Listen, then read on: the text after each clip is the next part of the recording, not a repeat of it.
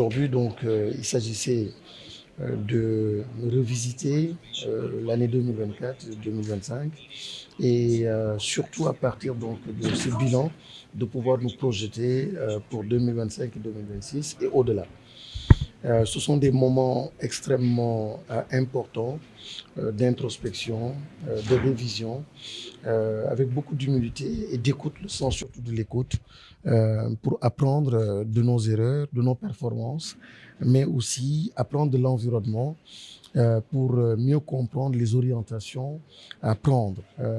Et là, des recommandations fortes ont été formulées et partagées donc, avec l'ensemble des acteurs, surtout en ce qui concerne donc 2025-2026 au-delà.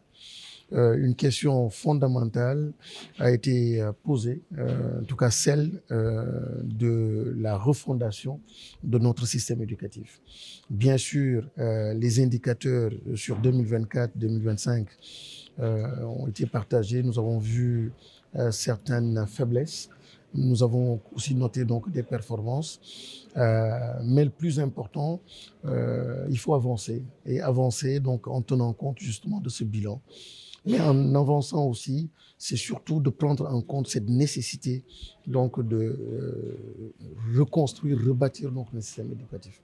Cela demandera en fait beaucoup d'énergie, beaucoup de transformation, beaucoup d'implication, beaucoup d'humilité, mais surtout, comme nous avons l'habitude de le dire, un passage d'un système éducatif à une société éducative. Donc, beaucoup d'implication et de mobilisation de la société autour de cette grande question donc, qu'est l'école. Ils le savent, nous le savons, les Sénégalais le savent.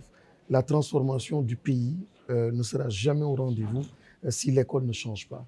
L'école n'est pas simplement ses bâtiments, ses salles de classe, mais c'est le laboratoire, c'est le lieu de vie. Et c'est comme cela que nous le comprenons. Donc, si nous arrivons à transformer l'école, à faire de l'école un véritable lieu de vie, donc le Sénégal dans les écoles, la nation sénégalaise dans les écoles, nous changeons donc le pays, nous changeons cette nation-là. Et c'est cette volonté qui est affichée. Cette revue, donc la 12e, est une revue extrêmement importante parce que nous sommes à la croisée donc des chemins. Et comme on le dit, on sent un petit malaise.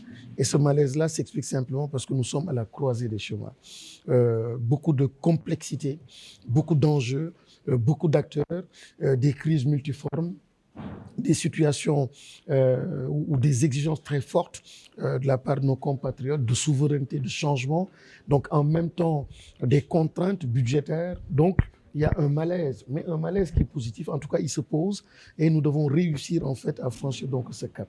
Et c'est ça la volonté affichée et partagée donc par l'ensemble des acteurs ici présents.